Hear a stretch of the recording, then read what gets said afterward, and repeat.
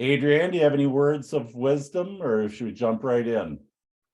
I think, well, I just want to say I heard third hand how great the visits were last week. Anne was so great about providing all of us who couldn't attend just fantastic notes, pictures, and videos.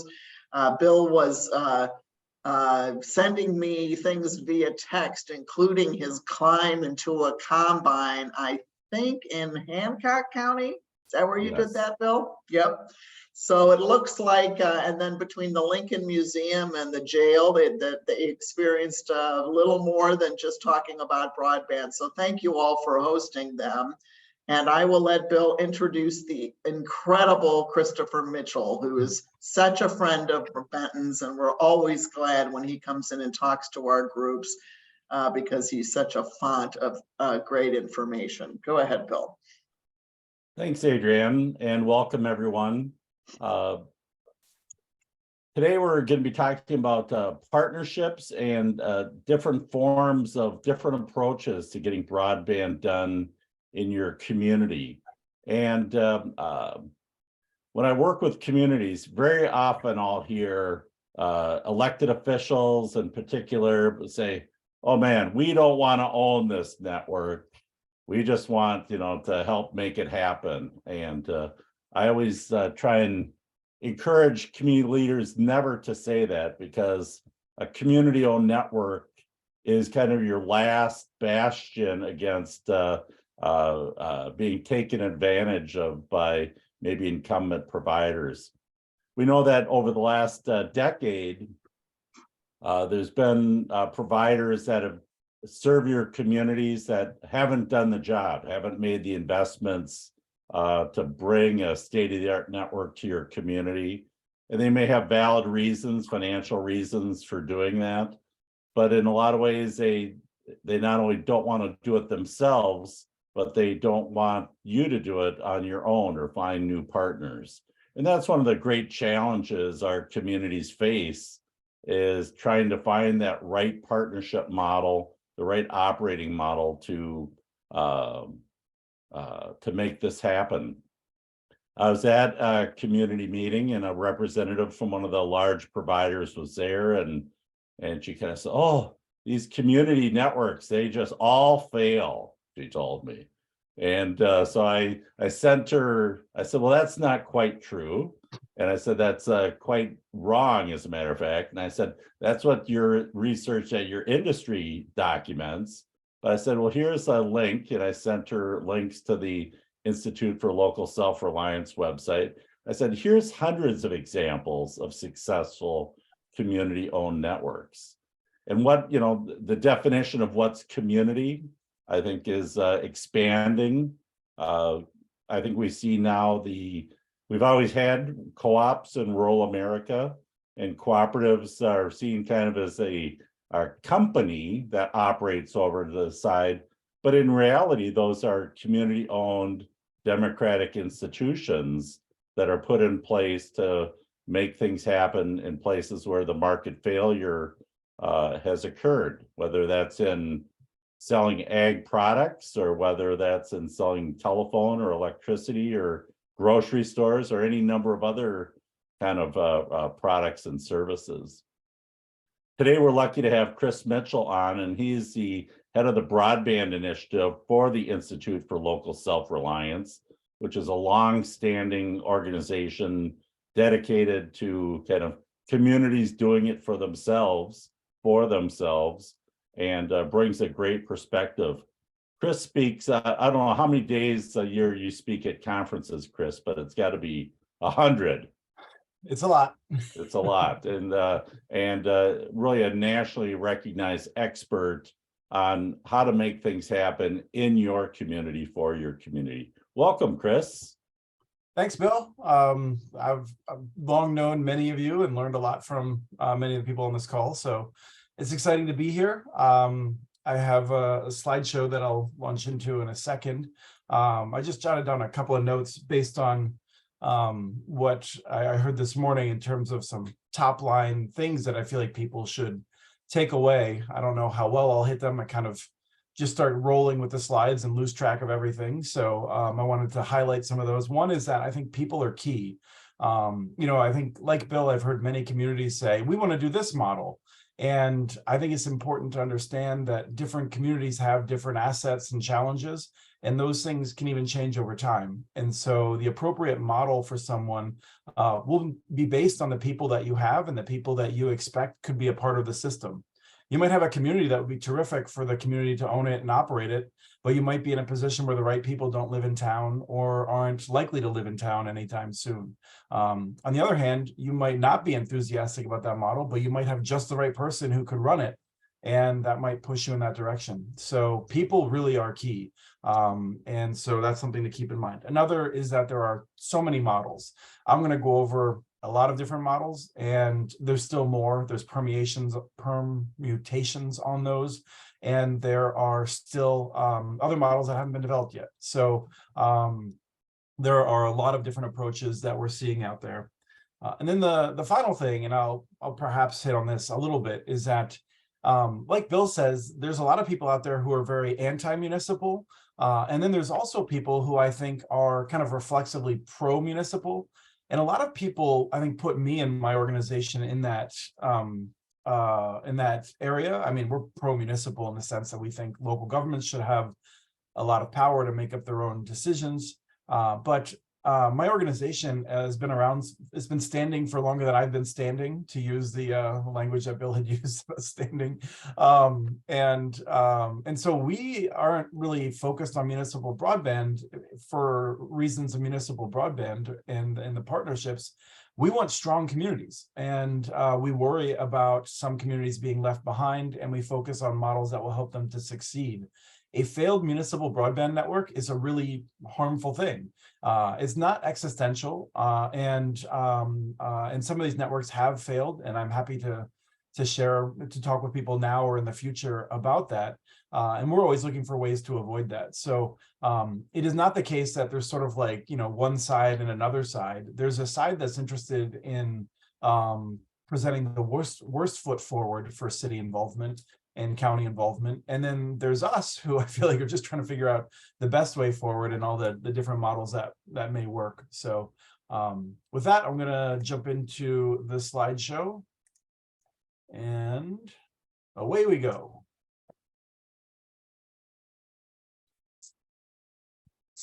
So I like to start off in a way that, again, I think Bill and I have very, I don't like to use a lot of technical jargon. I like, having another weird Zoom error. If I disappear, I'll be right back. I don't like to use technical jargon. I like to talk in a way that will help people to understand. In this field, there are people who use knowledge like a weapon and try to make other people feel small, and we need to avoid those people and focus on communicating well.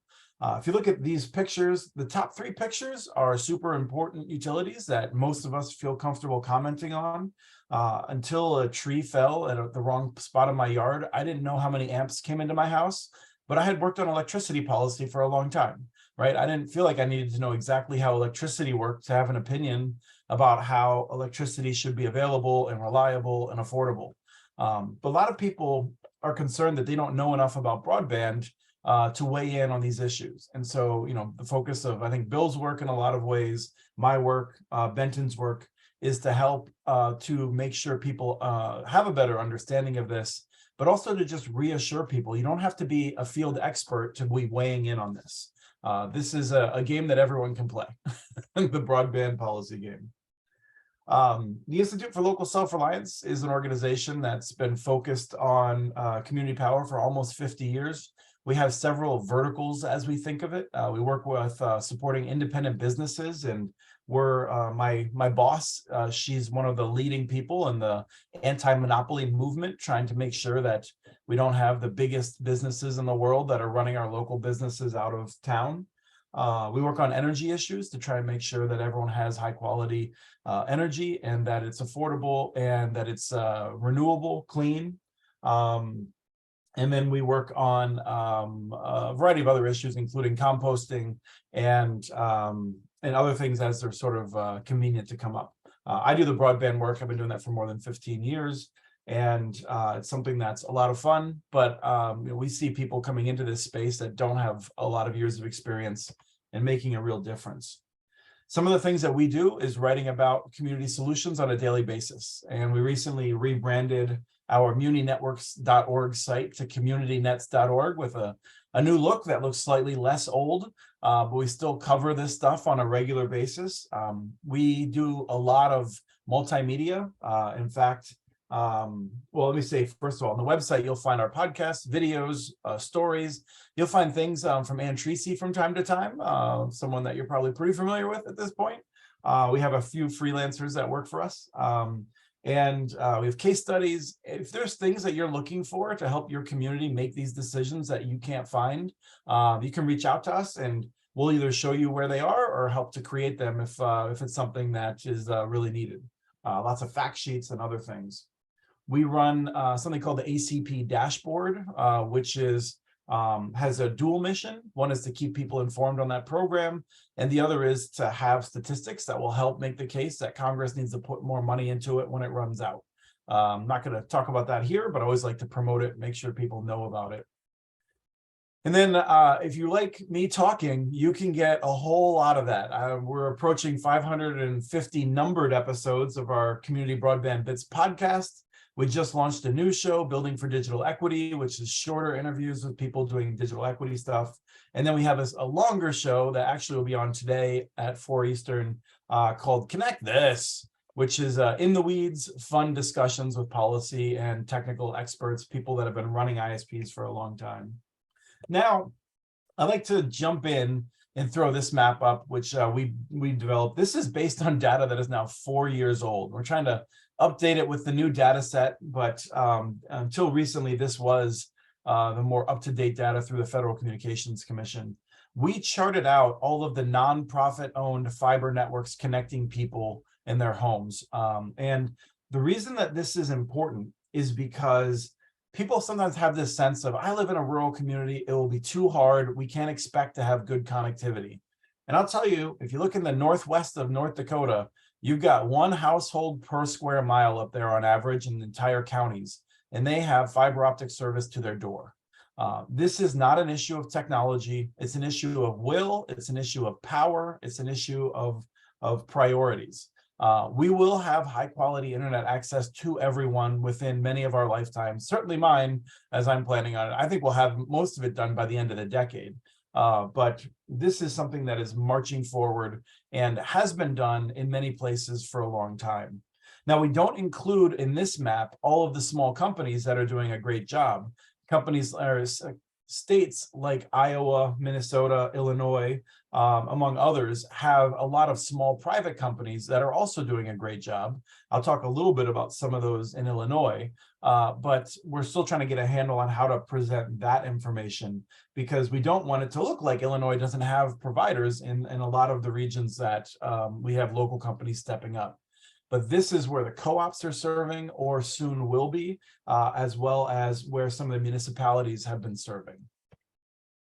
And this is more of a representation of just the municipal networks and some of the co-ops. This slide is a little bit dated. There's a lot more electric co-ops out there, and the telephone co-ops never made it onto this map. Trying to figure out how to accurately represent this data with the kind of GIS capabilities there are without overloading all this stuff has been difficult. So we're still looking for ways to do it. But I feel like if you look at this, you'll be surprised how many different community networks there are. There are on the order of 800 community networks that we're tracking that are using different models.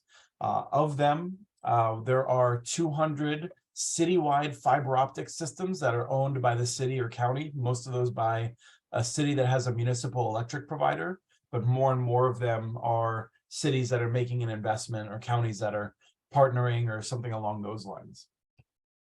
Now, as we look at Illinois, one that I'd like to talk about is Highland Communications Services. Highland Communications Services has been operating for quite some time as a municipal utility, offering multiple services, and they added broadband services to that. And they frankly are one of these ones that had a rough go of it originally, and were having some trouble with their business plan, but they pivoted to have better marketing, better community education and outreach, and they are quite successful now.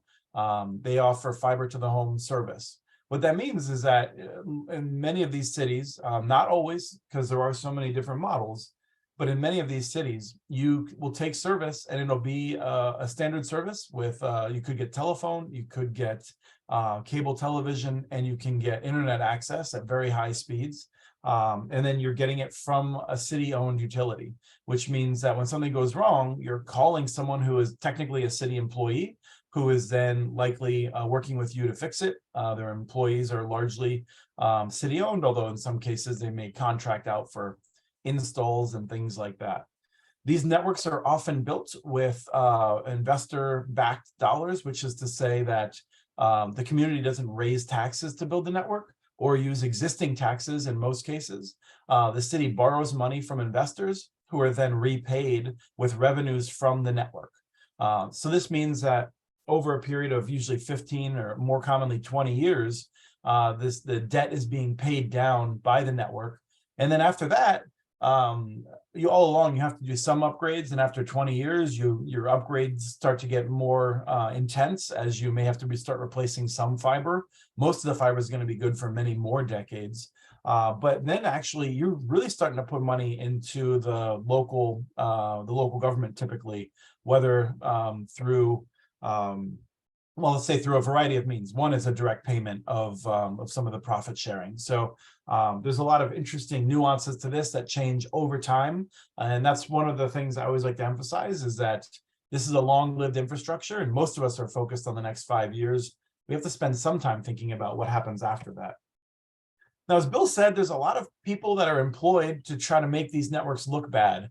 I am always interested in evidence as to whether or not this is a good idea. One line of evidence that I've long used is just taking lessons from electrification. What has worked for decades to bring high quality infrastructure to rural and low income areas, as well as other areas that simply need access, even wealthy suburbs and whatnot. We need to make sure it's everywhere. So I look at the history of electrification and I see municipal networks were long slandered, but have done a terrific job. They provide power often more reliably and at more affordable costs than their private sector competitors. When it comes to internet access, we look at a variety of metrics. This is one. PC Magazine rates the fastest ISPs in the nation. And consistently, municipal and networks and partnerships are toward the top. Here you see among the top from 2021. This is very common with 2020 and 2022, and we would expect 2023 given historical trends. We see that the dark blue, those are municipal systems where the city operates the network. That's Colorado's Nextlight in Longmont. Chattanooga is EPB in Tennessee, and CFU is Iowa's Cedar Falls Utilities, which is really a remarkable network. In fact, their sister city, Waterloo, is now moving forward with an aggressive effort to try and build a network as well. I think after years of losing a lot of economic development opportunities to Cedar Falls. The light blue ones are cities that are or networks that are in the top 10 who also have partnerships. Some of these companies do their own investments without partnerships, but they also have partnerships. So Sonic, for instance, uses Brentwood Conduit in some cases, and it has other arrangements with other cities. Monkey Brains is an ISP in San Francisco that also works closely with some cities. Allo is a company that has a really wonderful partnership in Lincoln, Nebraska, which is a pioneering effort around conduit and really intelligent policy.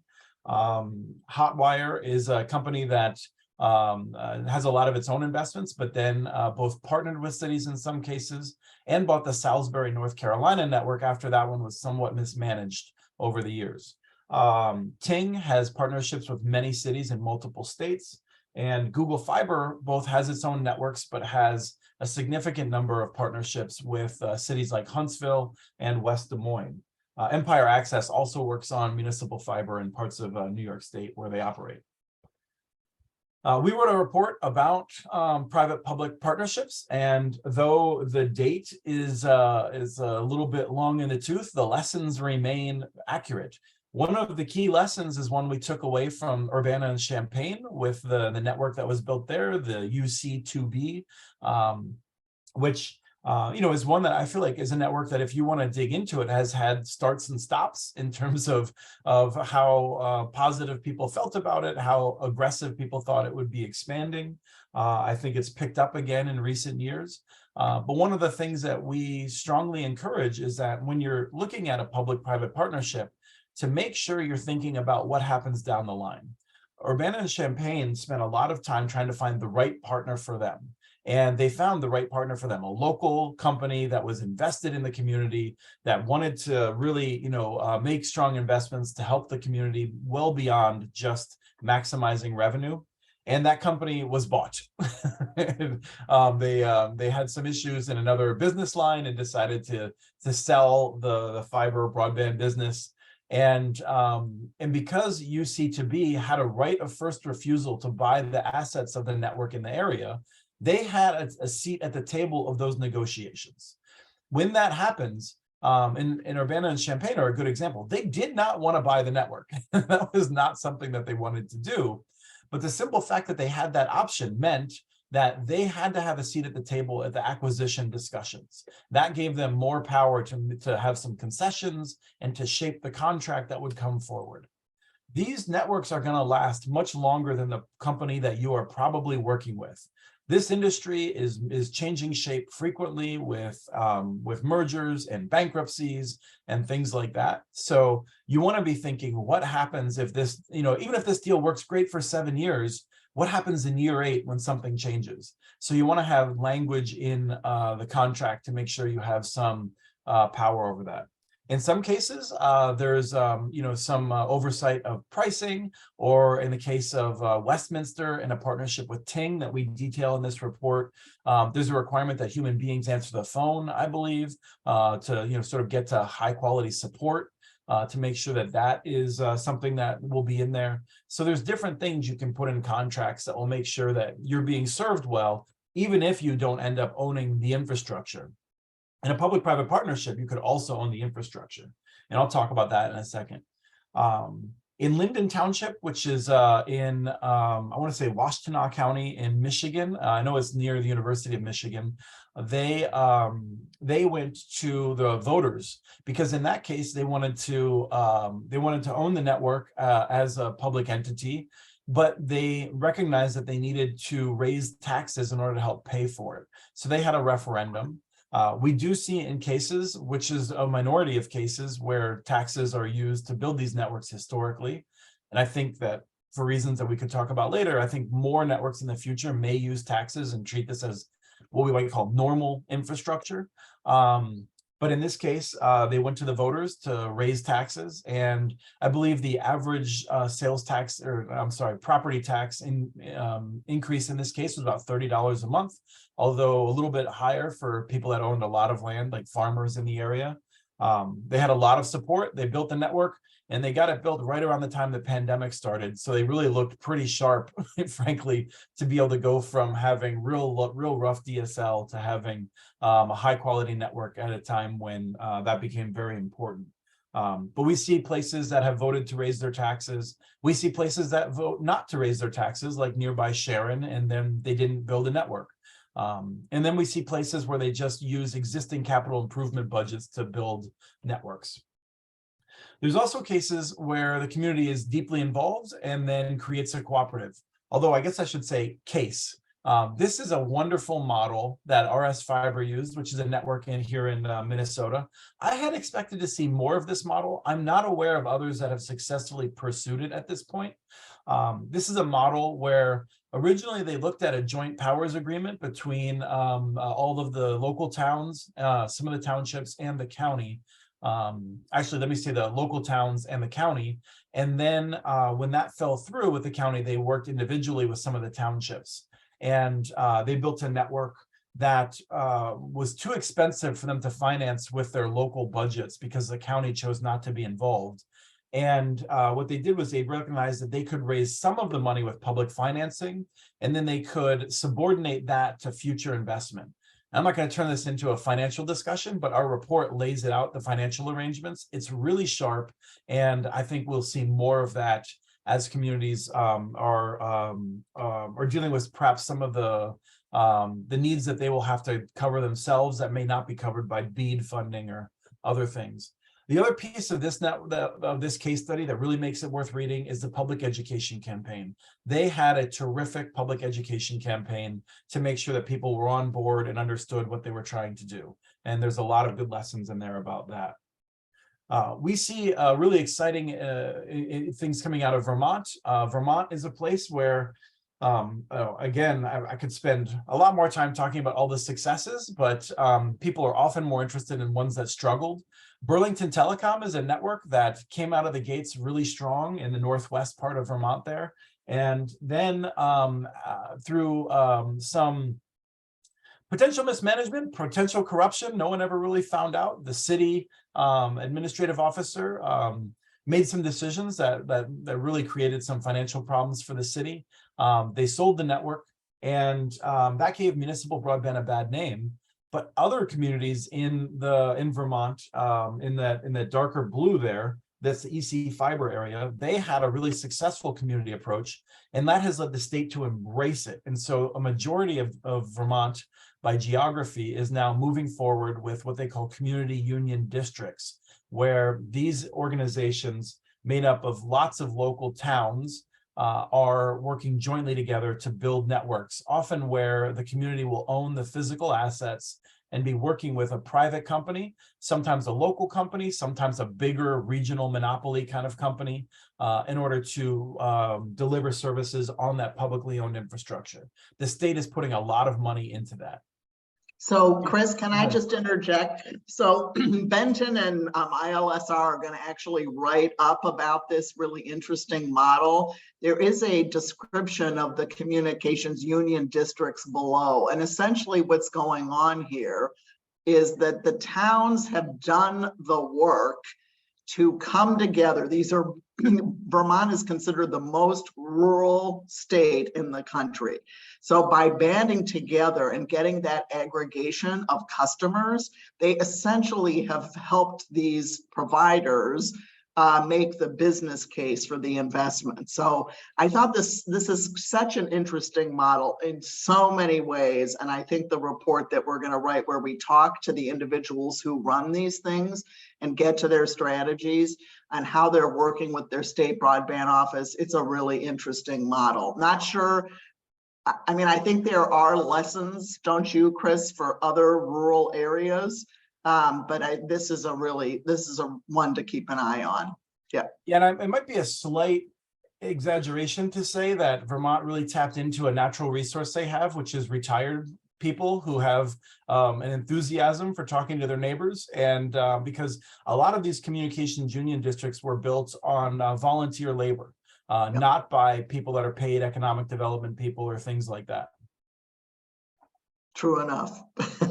So we also see a number of things like public-private partnerships that we would call, which are more informal or ones in which, I get a little bit nervous about calling it a partnership. I don't know if you're just offering up a few grain silos and water towers, if you're coordinating that to get a wireless provider on there, if that's truly a partnership. But some people that I really respect that are doing this work in North Carolina and elsewhere, they like to call it a partnership. So, certainly it has some community input, and these are often providers that are enmeshed in the community. This is one from Open Broadband, which we often reference. I'll say that in our experience, when you're working with a local wireless provider, the quality can vary significantly. We've seen some that I would pick to get a slower wireless connection from them than a fiber connection from some of the big companies. And there's also wireless companies that drive me crazy who claim, for instance, that they'll deliver a gigabit to my house, and then it turns out they actually mean 3 megabits per second, which is around 1/1000th of that speed. So there is a range of wireless providers, and this is a range from local companies to national companies who, some of whom are terrific, really run great networks, and others are less successful in their delivery of high quality services. There are different models, and I'm going to talk about tech here in a second because I think it's important to keep this in mind. But Springfield City Utilities in Springfield, Missouri, is working with CenturyLink, and now I think Lumen, or no, I think Brightspeed may have taken over. CenturyLink split, and I still can't remember who got what. But anyway, the city is using the same model that we see in Huntsville with Google and with Ting in Colorado Springs, which is where the city builds a network. And the city doesn't build the drops to the home. I'm going to talk about this more in a second with a diagram, but the city builds the core network that basically gets close to every home, and then will allow multiple ISPs to lease the network and to build the drop themselves to the homes. This is a model that is a bit, it creates controversy because the technology will determine the amount of competition you get. Some people chafe at calling this a competitive model because to date, we haven't seen it delivering a lot of competition, but there is in theory that opportunity. What this model does do is to allow cities to help have others pay the cost of building a core network throughout the city. So then they have the opportunity to do smart city things and to be able to certainly connect all their public institutions and things like that. It's just questionable exactly how much competition it would bring to residents because of the expense of connecting residents to the network. We also see some big companies coming into this. Now, Windstream is kind of testing the water, I think, and Consolidated is doing some more interesting public-private partnerships in New England than we had seen before. Like I said, CenturyLink had tested this in Springfield, Missouri. We haven't seen AT&T and Verizon doing much of this yet. I feel like I hear corporate conversations where they're trying to figure out what they want to do with this, but we do see some of the bigger companies willing to entertain some of these partnerships now. And some of that is also maybe shaped by the state and whether or not the state is really pushing hard for public-private partnerships. Now, I want to note that when you're talking about, in this case, two companies that I have a lot of respect for in Illinois, Illinois has great local companies as well as cooperatives, both electric and telephone, that are making good investments. A partnership with them is not, even if it's the exact same words of a partnership agreement, it's going to be different than it is with a large publicly traded company that has headquarters far out of state.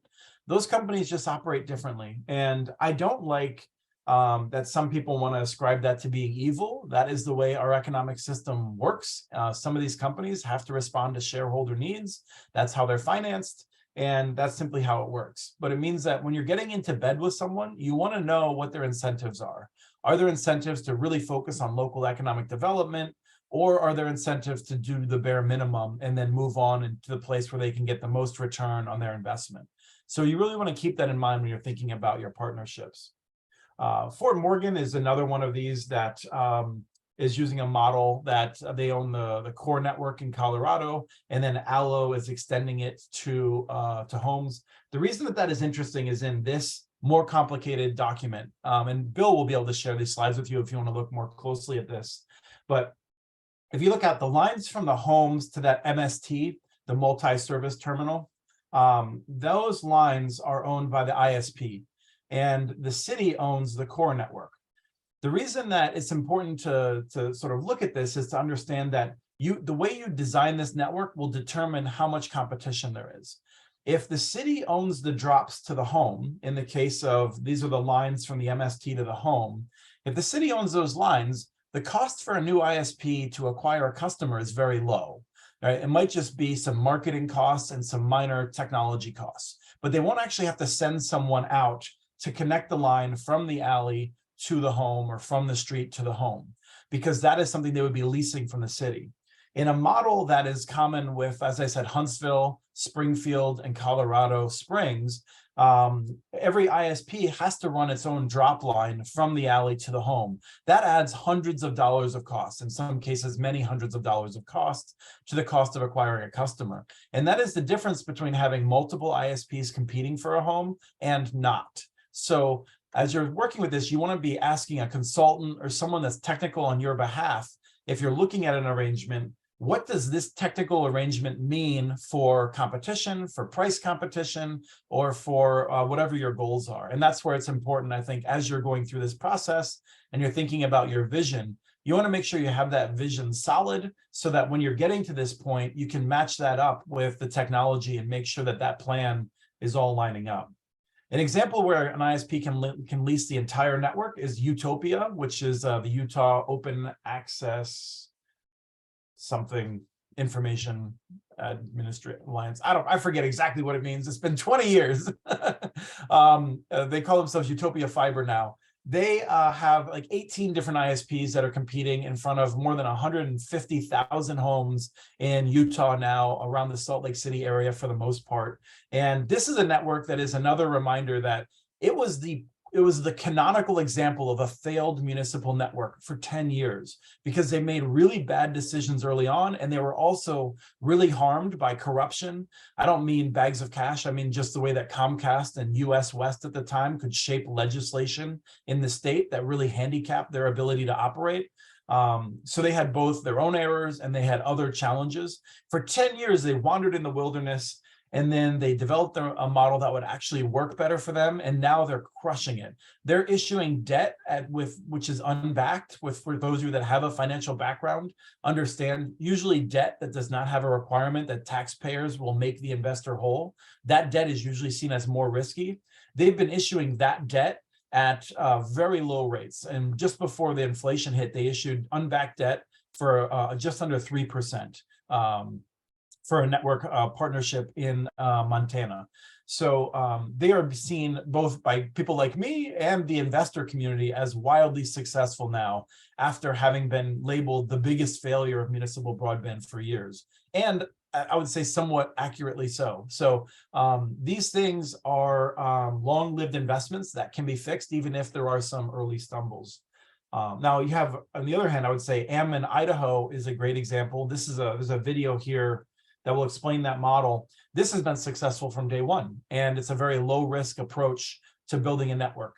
So you can check that out if you want to have a better sense of how that operates. But it's also a model where people choose between multiple ISPs. Lincoln, Nebraska, and West Des Moines have said that in case of Lincoln, because of state laws, in the case of West Des Moines, it was their preference. They made investments in conduit and then leased that out to providers in order to encourage competition and new investment. For larger cities, I think the New York City Internet Master Plan is brilliant in terms of the city not getting directly involved. However, it is now a reminder of the problem of politics, in that the new mayor came in and decided that he would rather just gift $90 million over 3 years to the big cable companies in New York, rather than building a competitive infrastructure at a similar cost that would have enabled lots of local providers to compete and deliver very low cost to public housing, which in New York City is like 500,000 households.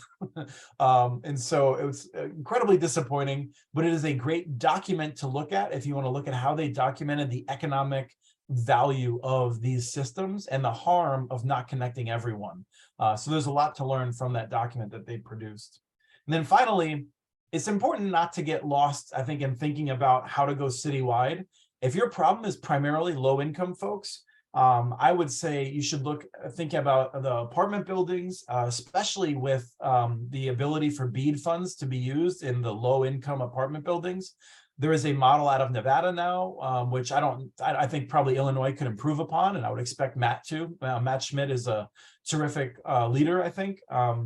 But the cost of permanently connecting people in large-scale public housing facilities is quite low compared to the cost of single-family homes. At the cost of low hundreds of dollars to mid hundreds of dollars of one-time investment, you can make sure that people have high-quality access in these areas at a cost of $10 to $20 per month of operating costs.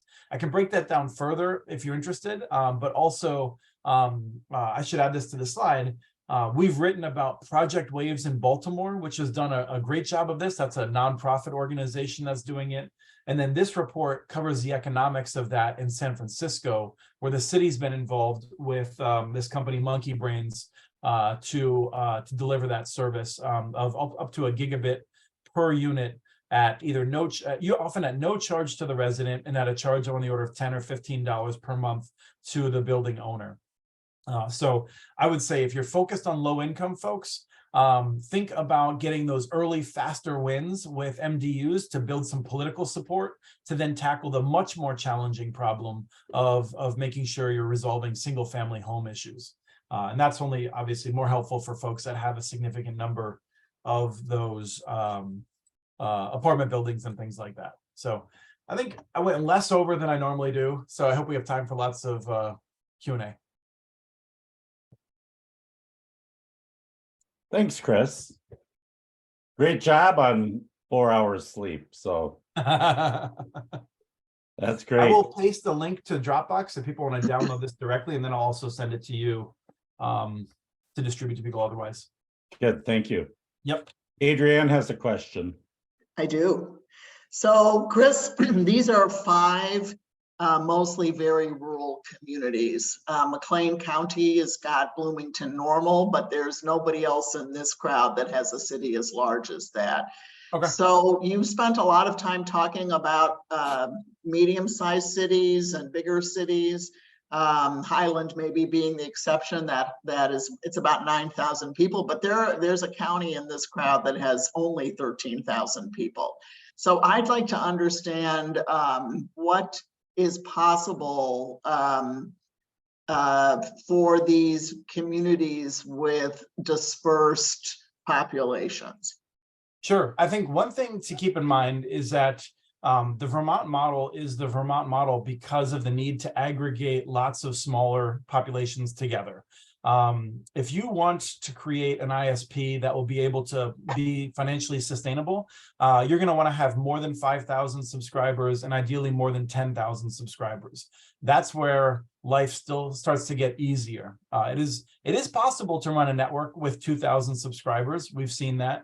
In fact, there's Mount Washington in the southwest corner of Massachusetts, which is quite isolated, has like 143 people, and they built their own network, and that has worked very well for them. And so you can do it at a smaller scale, but it is not a way that you want to live your life, especially if you're in charge of it, because it's a lot of sleepless nights, I'm afraid, to carry that theme forward. I think a lot of the lessons around public-private partnerships are true and translate across different population sizes.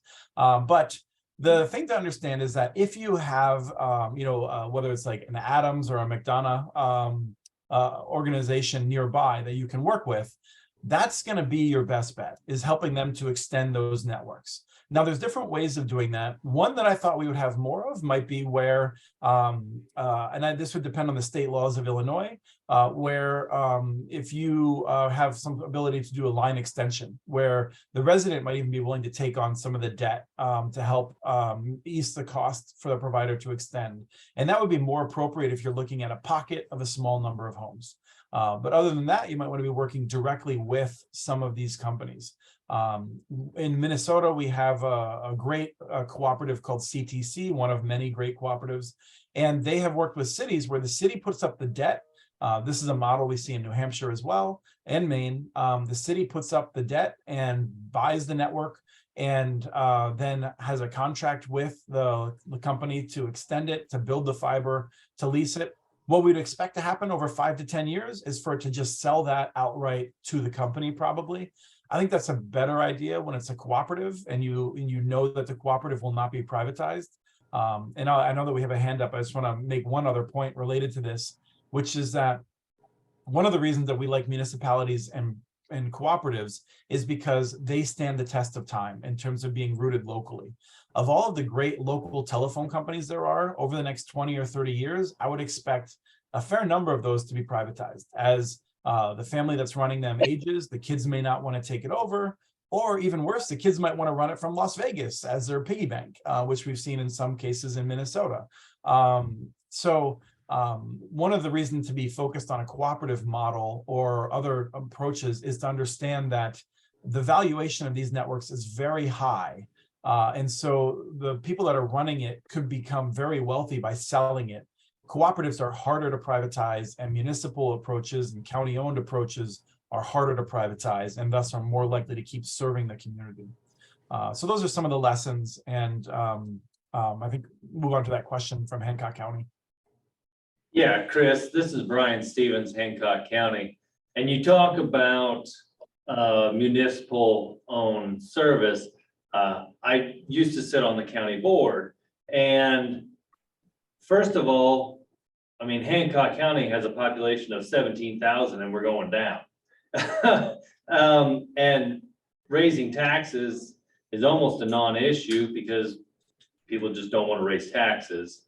Another thing, I mean, we don't even have a county manager like for the county board. So finding expertise in areas like this is going to be almost impossible, because the county board, all these people, most of these people still have full-time jobs, and the county board is something they do on the side. So, I mean, I guess where do you overcome that obstacle of finding people that know what they're talking about, that can make good decisions? This is a very good reality check, and a reminder of something that I meant to emphasize, which is that people are key. And so one of the things that when I hear someone say, we're an area and the population is going down, often that is related to the availability of modern infrastructure, specifically internet access. And we can see that start to turn around when there's higher quality access. On the issue of where does the money come from, one of the things that I thought was pretty powerful in the case of RS Fiber is looking at what families are currently paying for internet access. And dynamic that we see in very rural areas in Missouri and Arkansas, where there's deep poverty, is that families are already having to pay often in excess of $100 a month for internet access. And if you approach them, and then I understand politics vary, but deeply parts of libertarian Colorado have embraced using public dollars for these kinds of investments. So as well as I've seen liberal areas reject them. So like, this is not normal politics around this. But if you approach people to say, we're going to make this investment, and what we would expect is that your property taxes may rise up this amount, but everyone will have internet access at this amount now. And so, the net savings per household will be on the order of $10 or $20 a month, for instance, if that's where the numbers end up. People may be more supportive of that if they have faith in the program. And that's where I think coming in with a trusted provider, I mean, for instance, if there's a nearby electric co-op or telephone co-op or system that has a very good reputation where people can actually, hear about this through their lived experience, and they have some faith that this project will be, done in a good manner, I think you can see a lot more faith to say, yes, I will trust that this is a good use of our taxpayer dollars. In the case of RS Fiber, they lent the money, and and this is a very conservative part of Minnesota, although it's also one that has deep cooperative roots. It was structured such that as long as the network generated sufficient revenue, taxes would not go up. However, if the network had costs greater than the revenue generated, then the tax base would be used to cover the debt of the network as long as it was necessary. And I was at the public meeting where they announced that they actually hit the revenue targets, but because of some poor decision-making and planning by one of the people that was in charge of the debt, their costs of financing were much higher, and they needed to tap into that tax base. The main question people had was, am I still going to have my service? When is it going to be expanded? And no one that was particularly, it wasn't like the entire place was there. There's always some curmudgeons that are off to the side. But for the most part, people were like, I just want to have this service, and I'm disappointed my taxes are going up, but the value is so much beyond $30 a month that I still think this was a wise decision. So there's a lot in there. And I would say that in the case of a county like yours, you're going to want to lean on some kind of expert, whether that's someone that may be retired, maybe not officially affiliated with the county, but you need a local champion who will step up and then work perhaps with a more technical expert to develop a plan that I would hope would involve reaching out to an experienced provider in the area to work with you. And we're going to hear from Graham? somebody next week, actually, aren't we, Bill, who will talk about feasibility studies? And Yeah, that's and- sort of the idea of bringing on a technical expert. Yeah, this is definitely not something for amateurs to decide that, oh, we're gonna suddenly. I've read about fiber optics. I think I can be a project manager to build one, a network. And so Right. there is an investment. This is about courageous leadership to decide to make these investments in your county. And we've seen, many counties where they've been aggressive, that it has really helped with their demographics, their trends, their economics.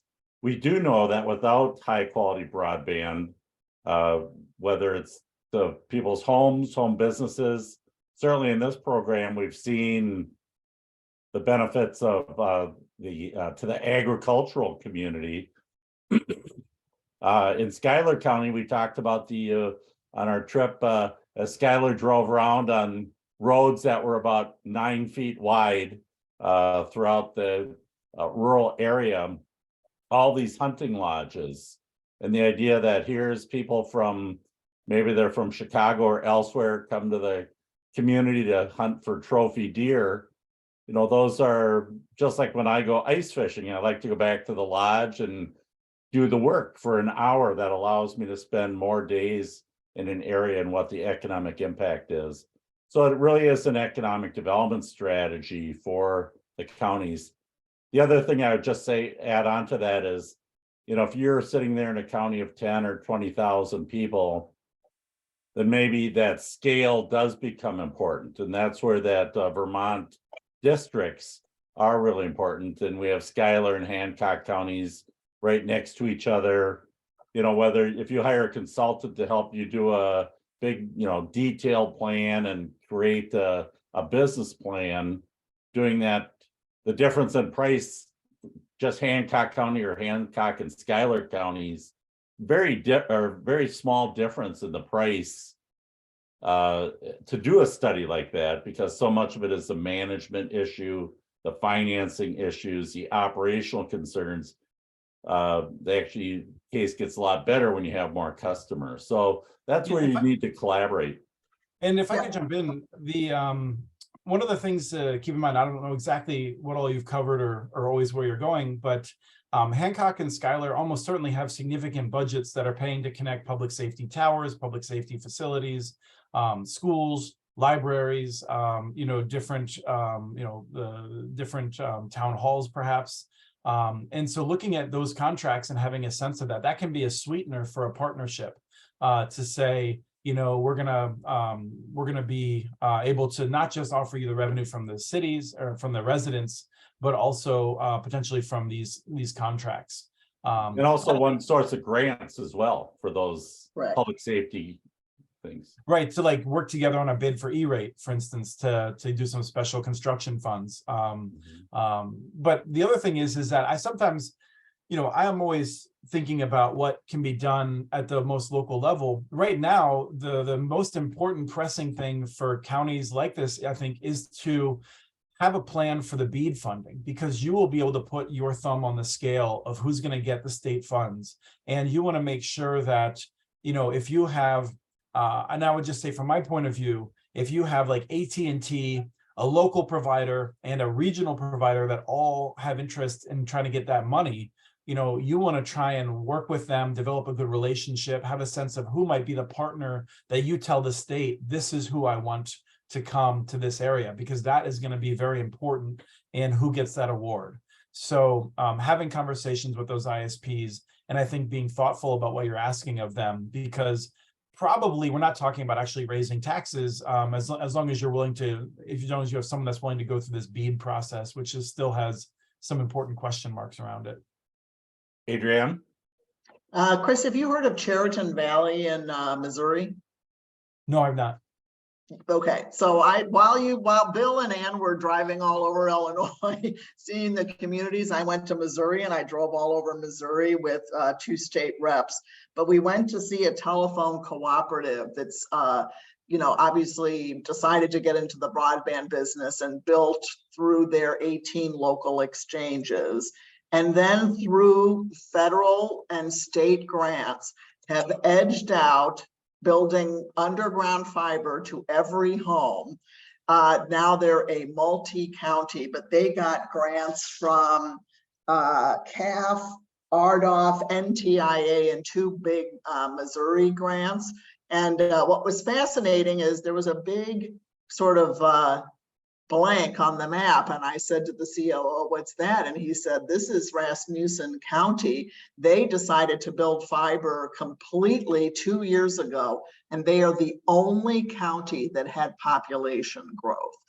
And so going to this issue of solving this out-migration problem and making sure that economic development is at the heart of, I just found it fascinating that the data showed that that one place that had been built out over the last couple of years in this area was the only one. And so now this telephone cooperative is essentially using a combination of state and federal grants to build out and even plan for future build out. And so it's just, to me, and they're writing their own grants, the COO and the CFO of this firm. It was just inspirational. They had gathered groups very much like these teams in a room to really work on how to sign people up because they offer the Affordable Connectivity Program. The point is they were in the community, caring about the community, and just going back to that cooperative model. These guys are not going away. And they are really thinking about the future. So we did have McDonough Telephone. Bill just received this big grant to build out in Hancock County, if I'm correct, or was it Schuyler? Yep. Was it Hancock? So the question is, they're going to build out, but we should look at where they have the opportunity to expand the network in order to, potentially bleed over into other areas. So I just want to ratify that as a good opportunity. We know Joe Carroll Energy is another firm in Illinois that does an incredible job being a really good community player in terms of thinking about workforce development. They're going to do a model farm and bring technology to the farm to sort of demonstrate that to people locally. So I just think, I'm a big fan of the co-op model. Yeah, no, you just reminded me because I've been trying to get Jesse to do our podcast for a while from Joe Carroll, and I need to ping him again. Yeah, I do. Yeah. He's very articulate.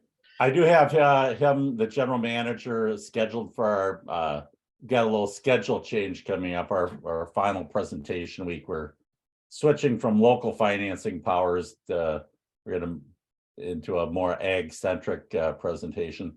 But Chris, as we think about the financing and when communities go into these partnerships, I can see Chris is already nervous here about my question. So how do communities always expect to break even? Or do they feel that they want to, if we have to pay, $10 per house per month for the next 5 years to get this? What are some of the considerations communities make when they decide, a lot of times, obviously you'd like to get your money back, but the benefits are so great that maybe, you get I always say that providers have one balance sheet and communities have a very different one, where the P&L and the company is one thing. That's crazy talk, Bill. Never heard that idea before. No, I 100% agree with you. I do think communities expect to break even. How they define that varies significantly. An example that I like to use is actually from Windham, Minnesota, where it's one of these networks that has 2,100 customers, and it's difficult to make that pencil, but they did. and they were on track to break even. So when you build a network like this, and I don't know how deep we've gone on it, but I think I'd like to use the example of a swimming pool because it's less intimidating. If you want to build a swimming pool, you have to spend all of your money before you take in any revenue, right? Because nobody's paying to go through the gate until there's water in a pool with lifeguards. And so it's similarly with a network. So you build a network, you spend all your money, and then for years you're losing money operating that network until you have enough people connected for enough time that you make the money to break even and then have ideally some net income from a pure private sector balance sheet model. In Wyndham's case, the year that they were supposed to break even, they got a phone call from a local trucking company that was located a mile outside of town. And that trucking company had just been left in the lurch by a big national company that had told them it could provide a high quality service to them. They made a massive investment in an IT system and they were not able to operate it anymore. And they basically called up the guy from this local town and said, hey man, you got to get out here and solve this or else we're moving like 50 jobs to New Mexico. And that is a huge impact on a town of 5,000 people.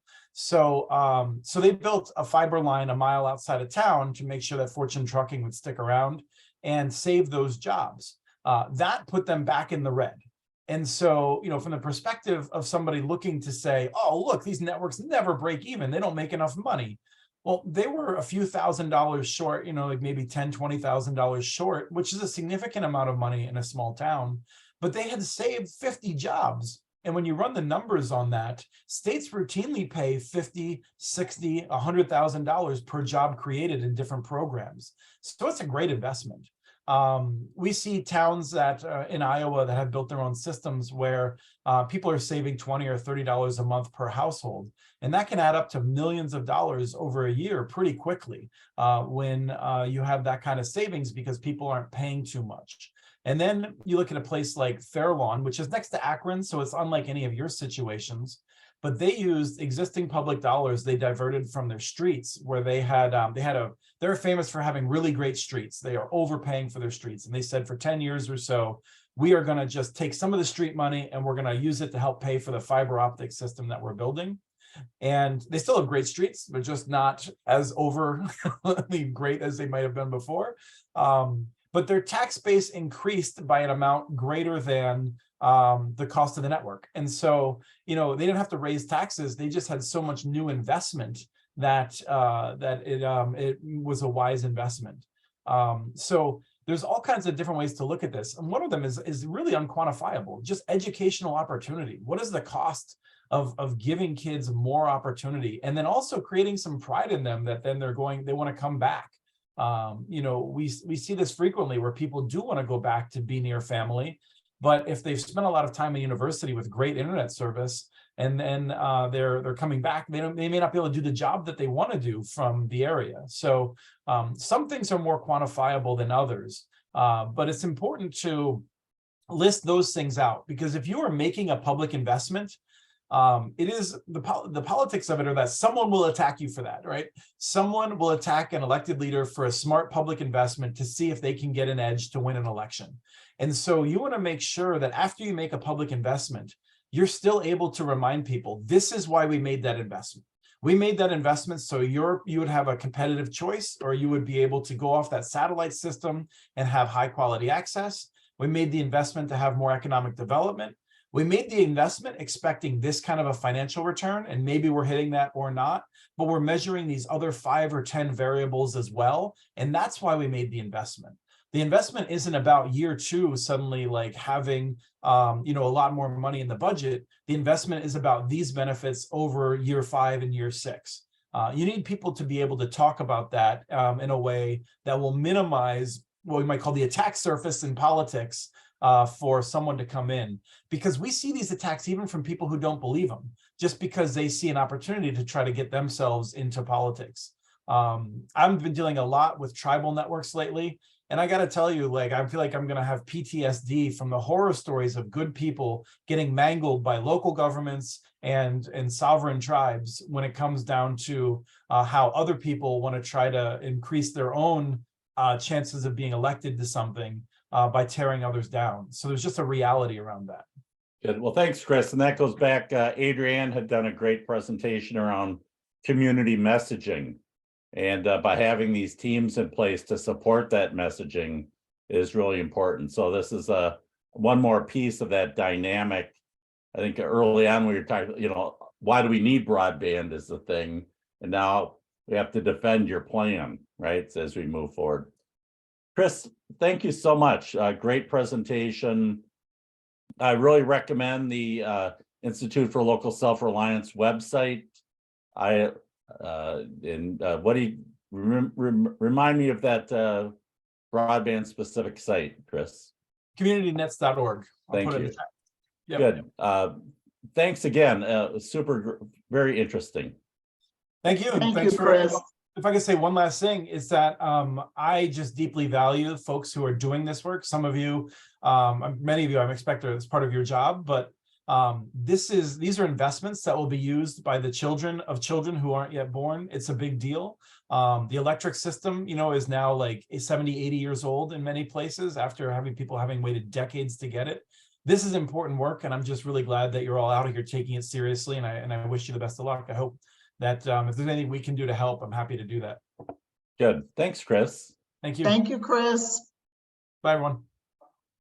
Robbie has put together some resource pages for support this week and previous weeks. Robbie, do you want to chat about that once you're off mute? Yes, I do. Thank you. I just put a link to the box, of the file located in the box drive, and I'm going to try to do an actual file loaded into, yes, it is working. Great. Into the chat box there. So those are the same files. So kind of those will go out in an email with Bill later today, but I'm just going to quickly share my screen to walk through with them.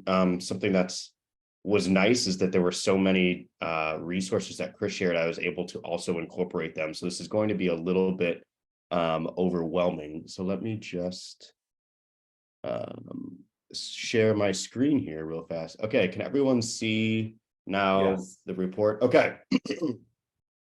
So this is the document that I just shared in the chat. You'll see there's a lot of links. And I think that's because this is a, deep, sometimes complicated issue. I've heard Chris speak on this a few times now, and I learn new things every time. So I just kind of understand that this is an ongoing learning process, but I tried to kind of just find some of the things that I think would be most helpful. Some of them are shorter to send along to people in your group or your community that might want just kind of they have no broadband knowledge and they want something to understand what you're talking about. And then others are more for you to kind of do a deep dive and look into. So one of the first ones here is this from the Pew Charitable Trust. And apologies if people can hear my dog. They're ripping down the porch in the back and doing water sewage construction work in the front. So there's always an opportunity for loud noises and disruption. So I apologize if anyone can hear that, but I think she'll settle down in a second. Anyway, before us, this is from Pew Charitable Trust. They have this broadband access series. This article in particular is about what states are doing exactly kind of what Chris is talking about. So it kind of gives the context, and then as Chris mentioned, broadband expansion parallels rural electrification, cooperatives well positioned to provide needed infrastructure, public funding. So they kind of really outline these things with obviously a lot of links. I find these Pew Charitable Trust's sources, their broadband access piece, to be really great, particularly for local legislators or other people on your board that might not be as up to date on broadband technology as you are all becoming through this program. And then also, just to kind of notice this side view, there's kind of more papers that they write that they can go into this. And so same thing with this conversation today, partnerships with electric utilities can expand broadband access. So that's, in particular in that subject. Another one that I just wanted to highlight, that's the second or third one listed at the top, is from this report from US Ignite. And the reason why, this is a little bit more in depth, written, with a consultant firm. But they have a lot of really good charts in here that I think have been really helpful to just kind of conceptualize some of these things. So I'm going to try to zoom in case people are having issues seeing. But this chart in particular, some of these examples were mentioned by Chris. But just know that, there's a lot of different layers involved as well. There's kind of full municipal broadband. And I think that's where a lot of the industry talking points end up going is saying, oh, it's such a big risk for these communities to take on all of these sorts of things. But really it's kind of a scalar modular thing that Chris had, already mentioned, where there's different areas ultimately depending on your jurisdiction that you can own. So again, there's opportunities to kind of go through, look through this. There's another thing, yes, showing, estimated homes with municipal broadband programs by state. So you can see Illinois, not very high. You kind of have to look elsewhere a lot, I think, to look through that. But here as well, increasing city involvement, customer service, I think, is ultimately at the far end that some cities and municipalities and everybody else take on. But then the other one, as you are all familiar with, rights of way, utility infrastructure, these sorts of things. So just know that there's a variety of assets to work on. I included, I think, all of Chris's publications that he had. I had some prior to this. So Cooperatives Fiberize Rural America, a very simple paper that he wrote. And then obviously I'm going to do kind of Chris's promotion. There are so many resources in the community nets space, that you can really, this was pointed to in Chris's model, the map, the tools. So if you're looking for these things, I think the community networks space. And then I also want to give a shout out to the Benton Institute. They've worked on this. This is really, the policymakers often are the target audience, but if you want to kind of really get a sense and a deep dive around, what are trends, what's happening in this space, how are policymakers thinking about this nationally, I highly recommend a few of these publications. So this one came out in 2020, and then it was kind of followed up in the aftermath of the COVID-19 pandemic with the era of public-private partnership, new trends in the wake of COVID-19, which is all about how cities are using a lot more, different creative financing options to do these things. Thanks, Robbie. Last thing, Chris, sorry, 6 community broadband networks to demonstrate that Chris wrote for the Benton Institute that I wanted to point out. There you go. No, I know it. There's a lot of resource out there, and I really encourage you to go through and use these tools that we create for you, so that make use of it. And if you want to go through that checklist like that and do a little book club kind of thing on it in your teams, that would be good, to ask people to summarize it or what did you learn kind of thing, just as a way to keep the discussion going. I think would be really powerful for your team. But we do want to respect the second hour, which is now 1/4 gone. So just time to jump in and continue to do the work. Look at your, if you're still working on your vision statement, your survey strategies and how those are going, and keep that work up and keep the momentum going. We do know that, communities, when you do fresh marketing, it does drive people to those surveys. So continue to think about new groups that aren't responding. If there's geographic issues, maybe you could even target a mailing to those areas where people aren't responding, the maps and so on. As we get more towards project development, those maps become more and more and more important. And so I've volunteered Shabika to help you go through those maps in depth and detail, taking the time to really look, because these grant applications that are going to come out have very specific criteria.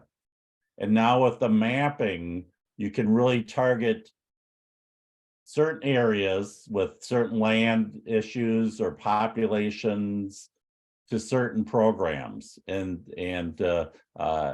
you can really take a look by combining census and FCC data into a more powerful, targeted, competitive grant application. And that's what it's all about, is making sure your application, you're asking for things that the funder wants to fund. And so as you think about that, the more you can help the providers create these competitive applications, the better off you are. So just to continue your work, again, providers, partnerships, the more you can talk with them, form that relationship, you know, don't leave that for the end. I mean, we had a couple communities in past cohorts, in their plan was to talk to providers. Well, you're kind of missing the point if that's in your plan. You know, that's you want to build those relationships now, so you're ready to run the strategy in the end. You can't have a strategy separate than your provider partners. And so you need to have that as a unified effort in your plan. With that, I think we'll send you to the rooms unless there are any questions or comments.